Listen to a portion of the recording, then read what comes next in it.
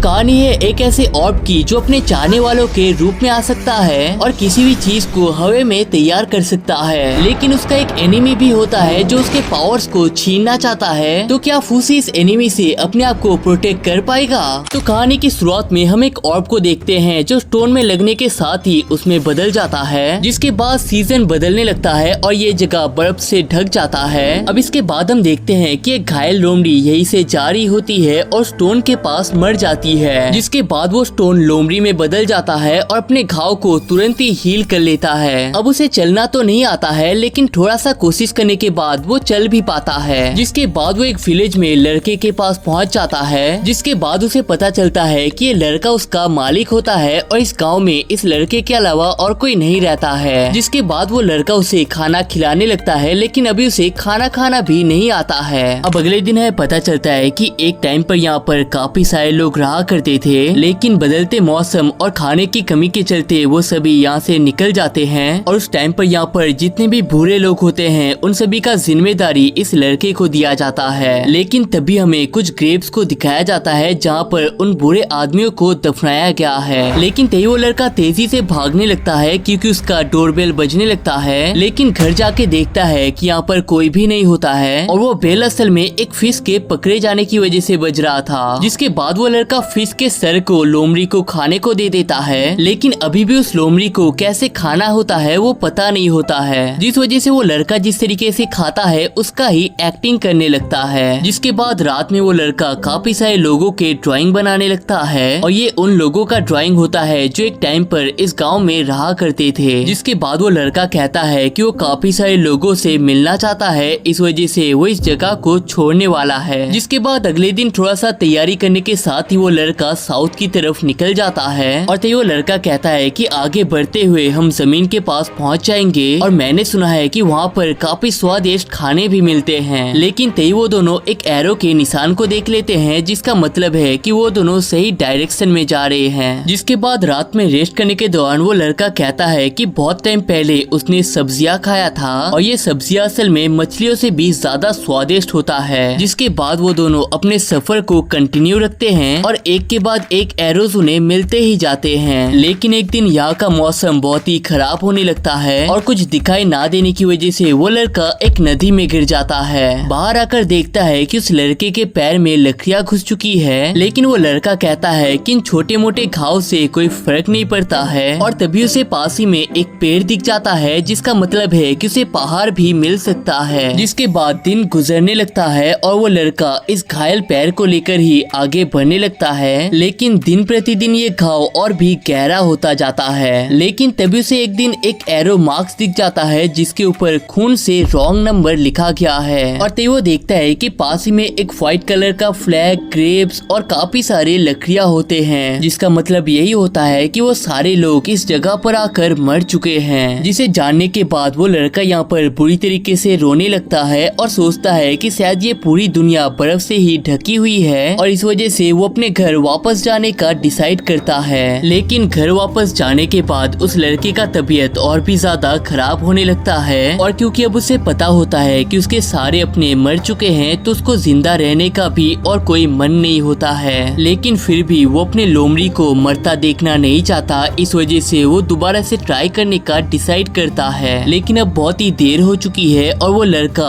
अपनी आखिरी सांसें गिन रहा होता है। लेकिन मरने से पहले वो उस लोमड़ी से विश करता है कि वो दोनों दोस्त थे, ये चीज उसे भूलना नहीं है। जिसके बाद वो लड़का यहाँ पर मर तो जाता है, लेकिन वो लोमड़ी उस लड़के के फॉर्म में आ जाता है। जिसके बाद वो उस लड़के को छोड़कर अकेले ही अपने सफर पर निकल पड़ता है। लेकिन दूसरी तरफ वो लड़का सपना देखता है कि सारे लोग उसे लेने के लिए वापस आ चुके हैं और वो अपने सारे करीबी लोगों के साथ अपना सफर दोबारा से स्टार्ट करता है, जैसा उसने अपने लोमड़ी को प्रॉमिस किया था। तो गाइस अभी यहाँ पर दो लड़के आ चुके हैं, इस वजह से नाम को लेकर थोड़ा सा कंफ्यूजन हो सकता है। तो हम इस लोमड़ी वाले लड़के को फूसी कह के पुकारेंगे और इसका नाम फूसी क्यों है ये आपको आगे जाके पता चलेगा। अब कई दिनों के सफर के बाद फाइनली फूसी उस जगह पर पहुंच जाता है जहाँ पर वो लड़का आने का सपना देखा करता था। अब आने के साथ ही फूसी यहाँ पर मर तो जाता है, लेकिन फिर से रिवाइव भी हो जाता है और तभी हमें पता चलता है कि आते वक्त फूसी कई बार मर चुका है, लेकिन उसके लिए रिवाइव होना कोई भी बड़ी बात नहीं है। लेकिन तभी एक बेयर आके फूसी के ऊपर अटैक कर देता है। अब दूसरी तरफ हमें मार्च नाम के एक लड़की को दिखाया जाता है जो कि अपने टॉयज के साथ खेल रही होती है। और तभी यहाँ पर परोना नाम की एक लड़की पहुँच जाती है जिसे वो मिट्टी के खाने दे देती है और इसके बदले परोना उसे एक और टॉय दे देती है। जिसके बाद हमें पता चलता है कि परोना तीरंदाजी में माहिर बनना चाहती है, लेकिन वो एक भी एरो को अपने टारगेट पर नहीं मार पाती है। दूसरी तरफ मार्च अपने पेरेंट्स से पूछता है कि उसे बड़े होने के लिए क्या करना होगा, जिस पर उसके फादर कहते हैं कि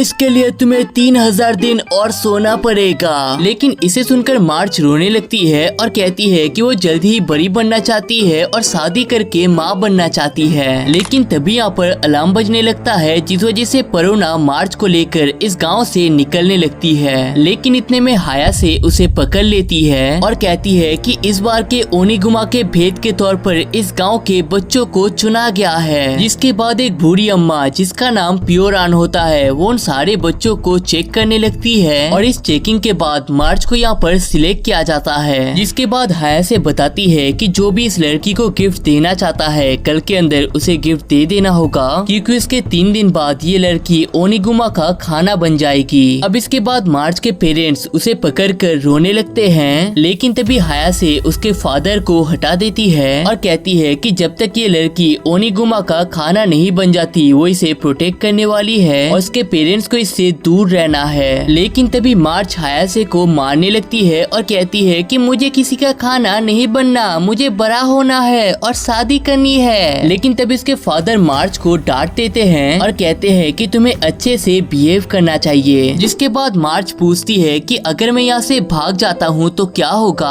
हायासे कहती है कि तुम्हारे बदले लिलिया या फिर तुम्हारे भाई को उसका खाना बनाया जाएगा। जिसके बाद गांव के सारे लोग मार्च को अपना प्रेजेंट दे देते हैं और इसके बाद बिना किसी देरी के मार्च को इस गांव से ले जाया जाने लगता है। जिसके बाद रास्ते में हायासे मार्च से कहता है कि मरने के बाद लोग अमर हो जाते हैं और अमर होने के बाद तुम जो चाहे वो कर सकते हो। लेकिन इतने में कोई तो आके हायासे को धक्का देके यहाँ से भाग जाती है और इसी मौके पर मार्च भी नीचे के रास्ते से जाने लगती है, लेकिन थोड़ा सा फिसल जाने की वजह से वो पानी में गिर जाती है। लेकिन पानी में उसके साथ फूसी भी होता है जो अपने शरीर को धीरे धीरे रीजनरेट कर रहा होता है। उसी के साइड में 2 गार्ड्स मार्च को पकड़ने के लिए आए होते हैं, लेकिन फूसी के इस रूप को देखकर डर के मारे यहाँ से भाग जाते हैं। जिसके बाद वो हायासे को ये सारी बातें बता देते हैं और तय पता चलता है कि वो धक्का देने वाला असल में परोना होता है। दूसरी तरफ मार्च फूसी को फॉलो कर रही होती है और उसका नाम क्या है, कहाँ से आया है, उसने ऐसे ड्रेस क्यों पहने हैं, ये सारी चीजें पूछने लगती है। लेकिन फूसी इनका कोई भी जवाब नहीं देता है, बल्कि एक फल के पेड़ की तरफ देखने लगता है। अब मार्च उसे एक फल लाकर देती है, लेकिन फूसी उसे गिराकर नीचे खाने लगता है। अब मार्च जितनी बार भी फल को लाती है फूसी हर बार उसे गिराकर खाने लगता है और थोड़ा सा पेट भर जाने की वजह से फूसी की आंखों का कलर भी चेंज हो जाता है। लेकिन अब मार्च पेड़ के ऊपर चढ़ के फलों को फेंकने लगती है जिन्हें फूसी खा रहा होता है और पेट पूरा भर जाने के बाद वो यहाँ पर सो जाता है और मार्च भी उसके साइड में सो जाती है। तभी मार्च सपने में अपने घर चली जाती है, लेकिन यहाँ पर सारे लोग उसके ऊपर इल्जाम लगा रहे होते हैं क्योंकि उसके भाग जाने की वजह से उसके भाई और दोस्त को ओनिगुमा का खाना बना दिया गया है। अब मार्च का नींद खुल जाता है और वो रोने लगती है, लेकिन अब फूसी उसका पीछा कर रहा होता है और मार्च हर बार उसे फल देने लगती है। लेकिन तभी मार्च कहती है कि मैं तुम्हारी मॉमी नहीं हूँ तो मुझे फॉलो मत करो। अब इसके बाद मार्च फूसी को हाथ से खाना खिलाना सिखाती है, लेकिन फूसी जमीन पर ही खाने लगता है और तभी मार्च कहती है कि तुम बहुत ही ज्यादा पावरफुल हो और अमर भी हो, इस वजह से तुम्हारा नाम फूसी होता है और फूसी नाम का एक्चुअल मतलब इमॉर्टल होता है। लेकिन तभी हायासे के टीम यहाँ पर पहुँच जाते हैं और मार्च को यहाँ से ले जाने लगते हैं। दूसरी तरफ परोना के कैद करने के दौरान वो अपने पैर से एक छुरी को निकाल लेती है और अपने हाथ के रस्सी को काटने लगती है। लेकिन तभी हम देखते हैं कि ओनिगुमा यहाँ पर पहुँच जाता है, जिसे देखकर एक गार्ड तो भाग जाता है, लेकिन दूसरे गार्ड को ओनिगुमा खा लेता है। जिसके बाद वो परोना को भी खाने वाला होता है, लेकिन इतने में वो यहाँ से भाग जाती है। लेकिन तभी वो ओनिगुमा फिर से अटैक करता है, जिस वजह से परोना गिरते हुए उसी तालाब में आ जाती है जहाँ पर मार्च गिरी होती है। जिसके बाद वो फिर से मार्च को ढूंढने लगती है और यहाँ पर कई सारे झूठे फल दिख जाते हैं, जिसके बाद वो उनका पीछा करते हुए फूसी के पास पहुंच जाती है और वो उससे मार्च के बारे में पूछने लगती है, लेकिन फूसी इसका कोई भी जवाब नहीं देता है। दूसरी तरफ हायासे के टीम के पास वो भागा हुआ गार्ड पहुंच जाता है और कहता है कि उनके ऊपर ओनिगुमा ने अटैक कर दिया है। और तभी हायासे के पास में जो गार्ड होते हैं वो कहते हैं कि मार्च के साथ जो लड़का था वो असल में एक मॉन्स्टर है। लेकिन हायासे इन सारी बातों पर ध्यान न देकर मार्च को एक चीज खिला देती है, जिस वजह से मार्च यहाँ पर बेहोश हो जाती है। जिसके बाद मार्च को एक मॉन्यूमेंट में रख के उसके हाथ और पैर को बांध दिया जाता है। लेकिन तभी यहाँ पर बहुत ही खतरनाक तरीके से आवाज आने लगते हैं और तभी यहाँ पर ओनिगुमा पहुंच जाता है। और तभी यहाँ पर पनोमा भी पहुंच जाती है और अपने छुरी से मार्च के रस्सियों को काटने लगती है। लेकिन तभी वो ओनिगुमा पनोमा को मार के हटा देता है। लेकिन इतने में फूसी भी यहाँ पर पहुंच जाता है। अब ओनिगुमा तो उसे एक झपट्टा मार देता है, लेकिन फूसी फिर से वापस आता है, जिस वजह से ओनिगुमा उसे खाने लगता है। लेकिन फूसी अभी भी फाइट किए जा रहा होता है और तभी अपने लोमड़ी के फॉर्म में आ जाता है। अब इस फॉर्म में वो ओनिगुमा को काटने लगता है, लेकिन ओनिगुमा उसे मार के भगा देता है। लेकिन लोमड़ी अपने आप को हील कर लेता है और ओनिगुमा के ऊपर अटैक करने लगता है, जिसके बाद वो ओनिगुमा के नाक को पकड़ लेता है। अब इस चीज से ओनिगुमा को सबसे ज्यादा दर्द हो रहा होता है, जिस वजह से वो फूसी के शरीर को छीनने लगता है। लेकिन हर बार वो अपने आप को रिवाइव कर लेता है। अब इन सारी चीजों को हायासे का टीम भी देख लेते हैं और अब बहुत देर तक खून निकलने की वजह से ओनिगुमा यहाँ पर बेहोश हो जाता है। और उसी के साइड में मार्च अपनी आंखों को पहली बार खोल लेती है, जिसके बाद हायासे कहती है कि तुम दोनों हमारे साथ हमारे गांव चलोगे और तुम्हारे गांव में ये बताया जाएगा कि तुम दोनों को ओनिगुमा ने खा लिया है। और तभी फूसी यहाँ पर पहुंच जाता है, जिस वजह से मार्च उसे अपना फल दे देता है। और इसे खाने के बाद पहली बार फूसी शुक्रिया कहता है। अब इसके बाद परोना उस टाइम को याद करने लगती है जब उसकी बड़ी बहन उसे एक पेड़ के पास छुपा कर जाती है। लेकिन जब वो घर जाती है उसे पता चलता है कि उसकी बहन को ओनिगुमा का खाना बना दिया गया है। अब क्योंकि परोना उस टाइम पर मौजूद नहीं थी, इस वजह से उसे इस गांव से निकाल दिया जाता है। लेकिन जब वो अपने बहन के पास जाती है उसे सिर्फ उसका पैर मिलता है। जिसके बाद प्रेजेंट टाइम में वो सभी अभी भी ट्रेवल कर रहे होते हैं और इस टाइम पर प्योरान भी फूसी की टीम के साथ होता है, जिसने एक्चुअल में मार्च को चूज किया था। लेकिन तभी प्योरान बता देती है कि वो भी असल में एक कैदी है और उसे फोर्स करके ये सारी चीजें करवाई गई है ताकि नीनाना के लोग हमेशा उनके बातों को मानते रहे और कभी भी स्ट्रॉन्ग ना बन सके। लेकिन तभी फूसी यहाँ पर टॉयलेट कर देता है, जिस वजह से उन सभी को नहाने का मौका दिया जाता है। लेकिन अपने शकल को पानी में देखने के बाद फूसी को अपने मालिक की याद आने लगती है और वो उसमें ही ट्रांसफॉर्म हो जाता है। जिसके बाद मार्च उसे यहाँ से ले जाने लगती है और रात होने के बाद हायासे कहती है कि वो सभी यानामे में पहुँच चुके हैं और वो उन्हें पहनने के लिए कुछ नए कपड़े भी दे देते हैं। अब यानामे में कई सारी नई चीजें होती है, जिसे देखकर वो सभी बहुत ही ज्यादा एंजॉय कर रहे होते हैं। लेकिन तभी मार्च को अपने मदर और फादर की याद आने लगती है और तभी वो यहाँ पर एक पोस्टमैन की बातें सुन लेता है, जिस वजह से वो उनके पास जाकर कहता है कि वो अपने मदर फादर को लेटर भेजना चाहता है। लेकिन तभी उन्हें पता चलता है कि नीनाना के लोगों को पढ़ना लिखना नहीं आता है, जिस वजह से मार्च एक पेपर में अपने हाथ का धब्बा दे देती है और पनोमा इसे अपने पास रख लेती है बाद में देने के लिए। जिसके बाद वो सभी खाने के लिए पहुंच जाते हैं, जहाँ पर फूसी अभी भी जानवरों की तरह खा रहा होता है और साइड में मार्च और परोना अपने हाथ से खा रहे होते हैं। लेकिन तभी कुछ चॉपस्टिक फूसी के दांत में लग जाता है, जिसके बाद वो इंसानों की तरह खाने लगता है। और तभी हायासे कहती है कि तुम लोगों को भी फूसी की तरह चॉपस्टिक से खाना चाहिए। लेकिन तभी अचानक वो सब लोग बेहोश हो जाते हैं और जब फूसी का नींद टूटता है तो वो हायासे के कैद में होता है। अब प्योराना के फूसी को मारने लगती है, लेकिन फूसी अपने आप को रीजनरेट कर रहा होता है। और तभी एक और गार्ड फूसी को मारने के लिए आ जाता है, लेकिन फूसी गलती से उसे ही घायल कर देता है। जिसके बाद फूसी लोमड़ी के रूप में यहाँ से भागने तो लगता है, लेकिन हायासे उसके ऊपर एरो मार देती है। जिसके बाद फूसी को मार्च के पास रख दिया जाता है। लेकिन तभी फूसी खोदते हुए ओनिगुमा के रूम में पहुंच जाता है और तभी हमें पता चलता है कि ओनिगुमा के शरीर में ये स्टिक्स असल में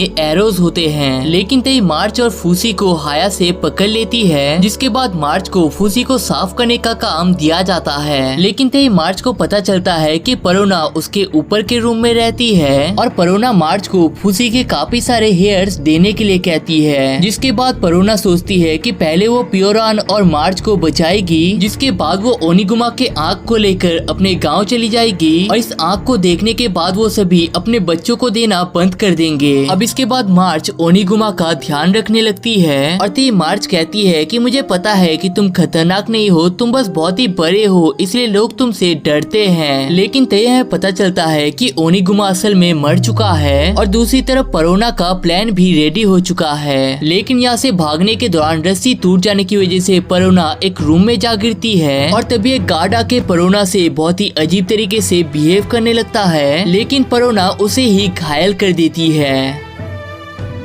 जिसके बाद परोना पियोरान और मार्च को भी छुड़ा लेती है और इसके बाद एक टनल से भागने का प्लान करती है। लेकिन जब परोना ओनिगुमा के आँख को निकालने जा रही होती है, मार्च उसे रोक देती है और कहती है कि ऐसा मत करो। परोना उसे समझाती है कि ओनिगुमा बहुत देर पहले ही मर चुका है, तो अब उसे दर्द नहीं होगा। जिसके बाद वो मार्च को एक टॉय भी देने के लिए जाती है, लेकिन मार्च उसे फेंक देती है और अपने मुंह को फुला के बैठ जाती है। जिसे देखकर परोना ओनिगुमा को ना मारने का डिसाइड करती है और सोचती है कि अपने गांव वालों को वो किसी तरीके से समझा ही देगी। जिसके बाद एक घोड़ा गाड़ी की मदद से वो सभी यहाँ से जाने लगते हैं, लेकिन इतने में हायासे का टीम उनके ऊपर अटैक करने के लिए पहुंच जाते हैं और तभी यहाँ पर कुछ नकली लड्डू निकल जाते हैं, जिस पर मार्च कहती है कि असल में परोना के लिए है। अब इसके बाद उनके गाड़ी में एक आदमी चढ़ जाता है, जिससे परोना फाइट करने लगती है और हायासे के ऊपर एरो फेंकने के दौरान मार्च का ध्यान भटकाने के लिए पूछती है कि तुम बड़े होके क्या करना चाहती हो। मार्च कहती है कि वो पढ़ाई लिखाई करनी चाहती है, मछली पकड़ना चाहती है और अपने दोस्तों के साथ खेलने वाली है। लेकिन तभी एक एरो उनकी तरफ आ रहा होता है, जिस वजह से मार्च उसे अपने ऊपर ले लेती है। अब इसे देखकर फूसी ओनिगुमा के फॉर्म में आकर हायासे को मार देती है और इसके बाद वो इस पूरे राज्य में ही तबाही फैलाने लगता है। दूसरी तरफ मार्च परोना के गोद में होती है और तभी परोना उस टाइम को याद करने लगती है जब मार्च अपने फिंगर्स के साथ अकेले ही खेला करती थी और तभी वो एक दिन परोना को मिट्टी के बॉल खाने के लिए दे देती है, जिसके बदले परोना उसे एक टॉय दे देती है और थोड़ी देर बाद ये भी बता देती है कि उसका कोई फैमिली नहीं है। जिसे सुनकर मार्च कहती है कि ये टॉय अब से उनका बच्चा होगा, मार्च होगी मदर और परोना होगी फादर। जिसके बाद प्रिजन में परोना उसे अंदर लेकर आती है और उसके जख्म पर बैंडेड करने लगती है और तभी उसे वो नकली लड्डू दिख जाते हैं, जिसे खाकर वो कहती है कि ये तो बहुत ही स्वादिष्ट है। लेकिन तभी मार्च कहती है कि शायद मैं ज्यादा देर तक जिंदा नहीं रह पाऊंगी, इस वजह से आपको ही हमारे बच्चों का माँ बनना पड़ेगा। और इतना कहकर वो अपने आखिरी सांसों को बंद कर देती है। दूसरी तरफ हम देखते हैं कि ओनिगुमा इस राज्य को बहुत ही बुरी तरीके से तबाह कर रहा होता है, जिस वजह से परोना अपने गाड़ी से निकलकर फूसी के पास चली जाती है और मार्च को देख फूसी अपने नॉर्मल फॉर्म में आ जाता है। लेकिन तय पता चलता है कि मार्च अपने फैमिली में वापस जाने का सपना देख रही होती है, जिसके बाद वो अपने सपने में बड़ी भी हो जाती है और उसके सारे टॉयज उसी के साथ खेल रहे होते हैं। लेकिन तभी उसे याद आता है कि वो यहाँ पर मर चुकी है और अपने सामने देखती है कि परोना हायासे को छुरी से मारने वाली होती है। लेकिन तभी मार्च यहाँ पर रोने लगती है और कहती है कि मैं इतनी जल्दी नहीं मर सकता, मुझे काफी सारी चीजें करना बाकी है, कह दो कि ये सब झूठ है। लेकिन तभी हमें पता चलता है कि परोना असल में हायासे को नहीं खुद को मारने वाली होती है। लेकिन इस चीज को देखकर फूसी उसे रोक देता है, जिसके बाद वो अपने ओनिगुमा फॉर्म में आकर यहाँ से जाने लगता है। जिसके बाद हमें पता चलता है कि असल में यहाँ पर 6 महीने बीत चुके हैं, लेकिन नीनाना के लोग अभी भी मार्च के बारे में कई बार सोचते हैं। और तभी परोना फूसी के पीठ पे चढ़ के यहाँ पर पहुँच जाती है, जिसके बाद वो मार्च के पेरेंट्स को उस लेटर को दे देती है जिसे मार्च ने अपने हाथों से लिखा था। अब इसके बाद फूसी यहाँ पर अपने नॉर्मल फॉर्म में आ जाता है और तभी परोना कहती है कि इस लेटर का ये मतलब है कि मार्च पूरी तरीके से सेफ है। लेकिन तभी उन्हें पता चलता है कि हायासे के टीम यहाँ पर पहुँच चुके हैं, जिस वजह से फूसी अपने वुल्फ के फॉर्म में यहाँ से भाग जाता है। लेकिन हायासे यहाँ से भी फूसी को स्पॉट कर लेती है। दूसरी तरफ परोना वॉच टावर के ऊपर चढ़ के हायासे के हाथ में तीर को मार देती है, लेकिन तभी वो उदास हो जाती है क्योंकि वो हायासे के सर पे मारना चाहती थी। और तभी दूसरी तरफ हमें पता चलता है कि फूसी मार्च के फॉर्म में भी आ सकता है।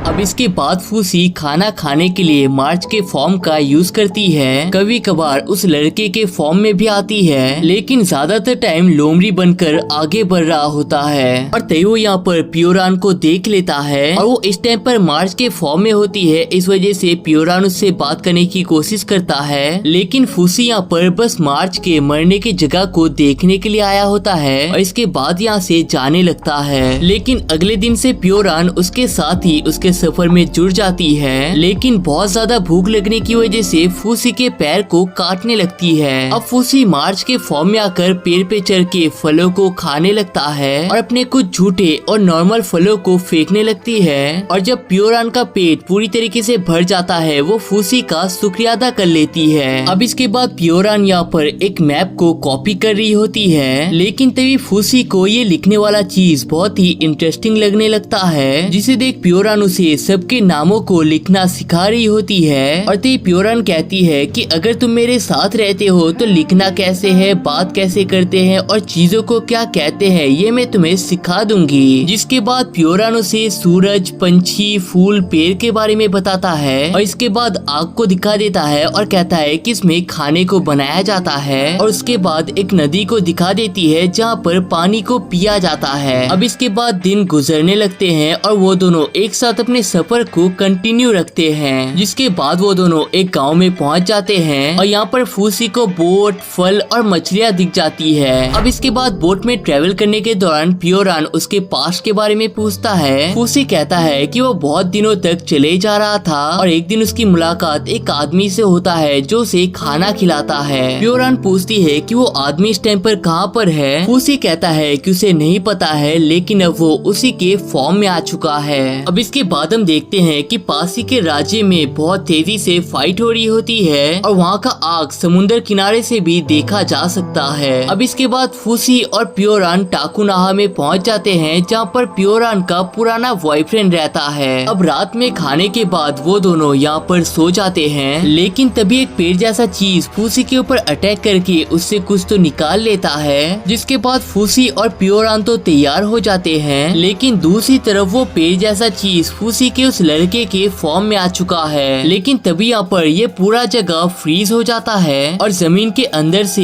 एक काले रंग का आदमी निकलता है। वेल, अगर आपको याद ना हो तो कहानी की शुरुआत में इसी आदमी ने उस ऑर्ब को छोड़ा था। जिसके बाद वो आदमी कहता है कि तुम्हारे सामने जो चीज है वो असल में तुम्हारा एनिमी है और उसने तुम्हारे एक फॉर्म को चुरा लिया है, जिस वजह से तुम्हारी इसकी यादें भी मिट चुकी है। लेकिन अब तुम्हें बहुत ही खाली महसूस हो रहा होगा, जिसे भरने के लिए तुम्हें उसे मार देना चाहिए। जिसके बाद फूसी अपने एनिमी के सर को काटने लगता है, लेकिन वो एनिमी काफी सारे पेड़ों को फूसी के अंदर डाल देता है और फूसी के इस फॉर्म को भी अपना बना लेता है। जिसके बाद फूसी अपने बेयर फॉर्म में आकर अपने एनिमी को चीरने लगता है और उसके अंदर का ऑर्ब भी अब दिखने लगता है। लेकिन वो एनिमी अपने सारे जड़ों को फूसी के अंदर डाल चुका होता है और वो फूसी के इस फॉर्म को भी चुरा लेता है। जिसके बाद वो एनिमी इस बेयर के फॉर्म में आ जाता है और फूसी मार्च में बदल जाती है। जिसके बाद फूसी एनिमी के सारे अटैक्स को डॉज करके यहाँ से भाग रही होती है और मौका मिलने पर वो अपने एनिमी के कोर पर पहुँच जाता है और उसके नसों को फाड़ देने के बाद उसका पूरा एनिमी स्टोन में बदल जाता है। अब साइड में फूसी भी गिर जाता है, लेकिन तभी उसे जितने भी लोगों के साथ टाइम स्पेंड किया होता है वो उसे याद आने लगता है। जिसके बाद वो काले आदमी से पूछता है कि वो कौन है। वो कहता है कि उसका नाम कंसेसुसा है और उसने ही फूसी को बनाया है और कहता है कि उनका काम इस दुनिया के सारी चीजों को कलेक्ट करने का है और जो एनिमी यहाँ पर आया था वो असल में उनके काम को रोकना चाहता है। अब इतना कहकर कंसेसुसा यहाँ से चला जाता है। जिसके बाद जब प्योरान आकर पूछती है तो फूसी कहता है कि उसे कुछ पता नहीं है। अब इसके बाद वो दोनों एक घर में पहुंच जाते हैं, लेकिन यहाँ पर उन्हें एक मास्क वाला लड़का दिख जाता है। जिसके बाद हमें उसका पास दिखाया जाता है, जहाँ पर वो अपने भाई के साथ पैसे कलेक्ट कर रहा होता है, क्योंकि वो दोनों फ्यूचर में एक बड़ा घर खरीदना चाहते हैं। अब ये लड़का यानी कि गुगू बाजार में सब्जियां बेचने के लिए चला जाता है और यहाँ पर उसे रियान नाम की एक लड़की दिख जाती है जिसे वो पसंद करता है। अब इसके बाद जब वो घर जाता है उसके भाई के साथ कुछ दोस्त भी होते हैं, लेकिन तभी गुगू को पता चलता है कि उनके पास कुछ पैसे कम होते हैं, लेकिन उसका भाई कहता है कि इसके बारे में उसे कुछ नहीं पता है। जिसके बाद गुगू गुगू एक बन को खाने वाला होता है, लेकिन एक डॉग को देखकर उसके साथ खाने को शेयर कर लेता है और इस बार अपने पैसों को पैरों के ऊपर छुपा देता है। अब इसके बाद बाजार में काम करने के दौरान फिर से वो डॉग आ जाता है और तभी उसे पता चलता है कि उसका नाम मियोर होता है और तभी रियान यहाँ पर मियोर कह के ही पुकार रही होती है, जिस वजह से गुगू उसे रियान को दे देता है और इसके बदले रियान उसे अपनी एक रिंग दे देती है और अपने डॉग को पाकर बहुत ही खुश होती है। अब गुगू अपने घर चला जाता है, लेकिन तभी उसे पैसों के बॉक्स में एक लेटर दिख जाता है। इसमें उसके भाई ने कहा है कि ये जिंदगी उसे पसंद नहीं है और वो इसे सुधारना चाहता है, लेकिन इसके लिए उसे पैसों की जरूरत है, इसलिए वो इनका यूज कर रहा है। अब इसके बाद गुगू एक जगह पर खड़ा होता है और उसके सामने से एक ट्रेन आ रहा होता है, जिसे देखकर सोचता है कि अगर मैं इसके सामने चला गया तो कैसा होगा, लेकिन तभी उसमें से एक लॉग निकलकर नीचे गिर जाता है, जिसे देखकर वो ड्राइवर अपने दोस्तों को बुलाने के लिए जाता है। लेकिन तभी गुगू देखता है कि नीचे रेन होती है और ये लॉग फिसलते हुए उसके पास ही जा रहा होता है, जिसके बाद गुगू से धक्का दे देता है और खुद नीचे गिर जाता है और जो लॉग होता है वो उसके सर पे होता है। लेकिन तभी बूसमैन नाम का एक आदमी उसे देख लेता है और अपने घर में ले जाकर उसका ट्रीटमेंट कर देता है। लेकिन जब गुगू उठता है तो अपने फेस को देखकर शॉक हो जाता है, क्योंकि उसका शकल अब किसी मॉन्स्टर जैसा बन चुका है। अब इसके बाद 3 महीने बीत जाते हैं। गुगू साफ सफाई कर रहा होता है और उसी टाइम फूसी यहाँ पर पहुँच जाता है। प्योरान उन्हें बता देती है कि ये असल में एक इमॉर्टल है और फूसी उन्हें अलग अलग रूप में जाकर भी दिखा देता है। अब फूसी को यहाँ पर सब कुछ दिखाने का जिम्मेदारी गुगू को दिया जाता है, जिसके बाद वो फूसी को पहले ड्रिंक पिलवा देता है और कहता है कि बूसमैन यहाँ पर इसे ही बनाने का काम करता है। अब इसके बाद वो दोनों नहाने के लिए पहुँच जाते हैं, लेकिन कपड़ों को उतारते टाइम गुगू देखता है कि फूसी के ये कपड़े असल में उसके शरीर का हिस्सा होते हैं। लेकिन तभी गुगू भी फूसी के मास्क को निकाल देता है, लेकिन तभी गुगू कहता है कि मेरी शक्ल बहुत ही गंदी है और किसी मॉन्स्टर की तरह दिखता है, इस वजह से मुझे अपने शक्ल को किसी को नहीं दिखाना है। जिसके बाद वो फूसी को खेत में काम करना सिखाता है, खेत के सामानों से खाना बनाकर उसे खाना सिखाता है और कहता है कि साफ सफाई उसे हमेशा करनी चाहिए। अब गुगू पूछता है कि क्या उसका कोई पेरेंट्स है। अब फूसी को इसका मतलब पता नहीं होता है, जिस पर गुगू कहता है कि तुम्हारे अपने जो तुम्हें बहुत ही ख्याल रखते हैं। और तभी गुगू बता देता है कि उसका एक टाइम पर भाई हुआ करता था, जो कि इस टाइम पर बहुत सारे पैसे कमाने के लिए गया है। अब इसके बाद खाना खाने के दौरान बूसमैन और प्योरान डिसाइड करते हैं कि वो फूसी को बेचने वाले हैं, लेकिन तभी गुगू कहता है कि वो कोई सामान नहीं है, वो मेरे बड़े भाई जैसा है और मैं उसका ख्याल रखूंगा। जिसे सुनकर बूसमैन और प्योरान कहते हैं कि हमें तो ये पहले से पता था, हम तो बस मजाक कर रहे थे। अब इसके अगले दिन उनके दुकान में रीन पहुंच जाती है, लेकिन गुगू से देखकर तो शॉक हो जाता है और कहता है कि आपको कड़वी जूस नहीं पीनी चाहिए, उसके बदले में आपको मीठा जूस दूंगा जो कि बच्चों के लिए भी बहुत ही अच्छा होता है। लेकिन रीन कहती है कि वो जूस खाना नहीं चाहती है, उसके हाथ में 3 महीने पहले एक चोट आई थी जिसे ठीक करने के लिए उसे जूस चाहिए। गुगू कहता है कि ठीक है, कोई प्रॉब्लम नहीं होगा, लेकिन तभी रीन उससे पूछ लेती है कि उसने ये मास्क क्यों पहना है। गुगू कहता है कि ये उनके दुकान का एक रिवाज है और तभी रीन उसका नाम पूछ लेती है, जिस वजह से गुगू अपना नाम बता देता है। लेकिन रीन कहती है कि वो फूसी का नाम पूछ रहा था, लेकिन इसे सुनकर गुगू फूसी को भगा देता है। अब गुगू अकेले में रो रहा होता है, लेकिन तभी बूसमैन जाकर कहता है कि अगर तुम्हें लड़की पटानी है तो तुम्हें अपने आप को स्ट्रॉन्ग करना होगा। जिसके बाद गुगू अपना ट्रेनिंग स्टार्ट कर देता है, लेकिन जब फूसी उसके पास जाता है तब गुगू से भगा देता है। अब इसे देखकर बूसमैन और प्योरान हंस रहे होते हैं और फूसी उनका कॉपी करने लगता है।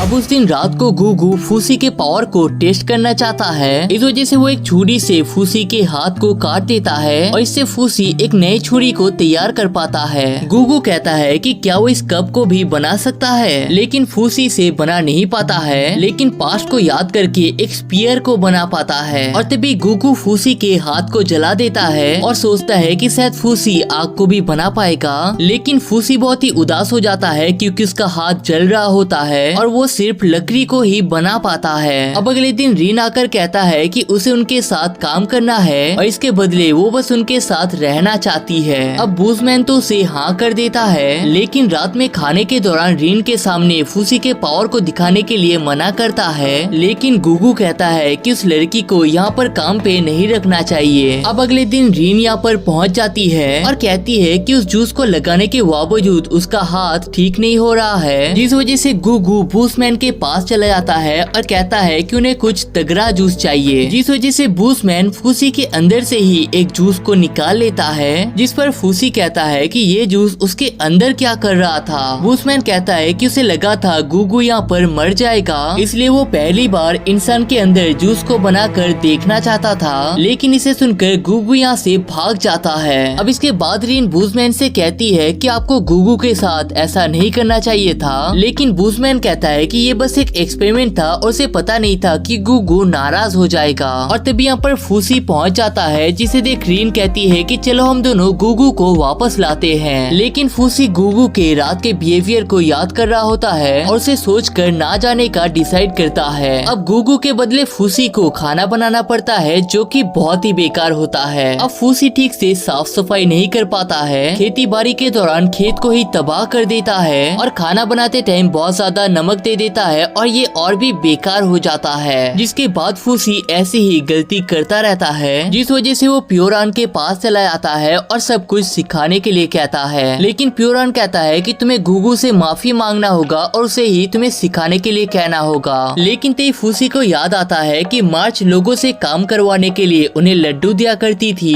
इस वजह से वो भी उन्हें मिट्टी के लड्डू दे देता है, लेकिन प्योरान तो इसमें नहीं मानती है। दूसरी तरफ गुगू अपने मशीन को बाहर निकालने का कोशिश कर रहा होता है, लेकिन वो नहीं निकलता है, जिसके बाद वो अपने पुराने मालिक से काम मांगने के लिए जाता है और इसके बाद अपने पुराने घर में ही सो जाता है। अब अगले दिन काम करने के दौरान सब लोग गुगू के मास्क के बारे में ही बात कर रहे होते हैं और घर जाते टाइम भी सब उसे ही देख रहे होते हैं, लेकिन रात में उसे अपने मालिक के घर खाने के लिए बुलाया जाता है, लेकिन मालिक के बेटे कहते हैं कि वो गुगू के शकल को बिना देखे उनके साथ नहीं खा सकते हैं, लेकिन गुगू जब अपने शकल को दिखा देता है, इससे सब लोग डर जाते हैं। अब गुगू घर जा रहा होता है, लेकिन तभी कुछ लोग आकर उसके मास्क को फेंक देते हैं और तभी गुगू सोचता है कि शायद उसे इस मास्क को लगाने की जरूरत ही नहीं है, लेकिन जब फूसी इस मास्क के बगैर काम करने के लिए जाता है, इस बार सब लोग उसकी तरफ और भी ज्यादा देख रहे होते हैं, लेकिन जब वो बाजार में जाता है सब लोग उसे देखकर डरने ही लगते हैं, लेकिन तभी वो मालिक का बेटा गुगू को जाकर डांट रहा होता है और कहता है कि तुम्हारी वजह से हमारे पापा की इज्जत जा रही है, तो इसलिए कल से काम में मत आना। जिसके बाद गुगू सोचता है कि वो लड़का सही कह रहा था, उसे किसी का भी इज्जत गिराने का कोई अधिकार नहीं है, लेकिन तभी उसे याद आता है कि उसके पास एक बहुत ही महंगा रिंग मौजूद है और जब वो इसे दुकान में दिखाता है तो दुकान वाला शॉक हो जाता है, इसलिए गुगू वहाँ से भाग जाता है। जिसके बाद वो कई लोगों से काम तो मांगता है, लेकिन सब लोग उससे डर रहे होते हैं, लेकिन तभी अचानक उसे अपने भाई की आवाज सुनाई देती है और तभी वो देखता है कि उसका भाई मरने की कगार पर होता है, जिस वजह से वो रिंग अपने भाई को दे देता है और सोचता है कि वैसे भी वो उस रिंग का कोई इस्तेमाल नहीं कर पाता, लेकिन अगर ये रिंग उसके भाई के पास रहेगा तो वो कुछ दिनों तक खा पी पाएगा। जिसके बाद वो अपने घर चला जाता है, लेकिन कुछ लोग उसे पकड़ लेते हैं बेचने के लिए, लेकिन तभी फूसी आकर उनके ऊपर अटैक कर देता है और उसके ओनिगुमा फॉर्म को देखकर तो वो सभी डर के भाग जाते हैं और गुगू के जान को बचाने के लिए वो उसका शुक्रिया अदा कर लेता है। तो गाइस इसी के साथ टू योर इटर्निटी का पार्ट 1 यहीं पर खत्म हो जाता है। तो अगर वीडियो अच्छी लगी हो तो लाइक कर देना, एम करते हैं 1000 लाइक्स का, और पार्ट 2 के लिए कमेंट भी कर देना। इसका अगला पार्ट आपको राइट साइड में दिख रहा होगा, जहाँ पर हम देखेंगे कि जब वो एनिमी और भी पावरफुल बनकर आता है तब कैसा हो जाता है, वरना लेफ्ट साइड में एक बहुत ही अच्छा रोमांस एनिमे है जिसे आपको ट्राई देना चाहिए।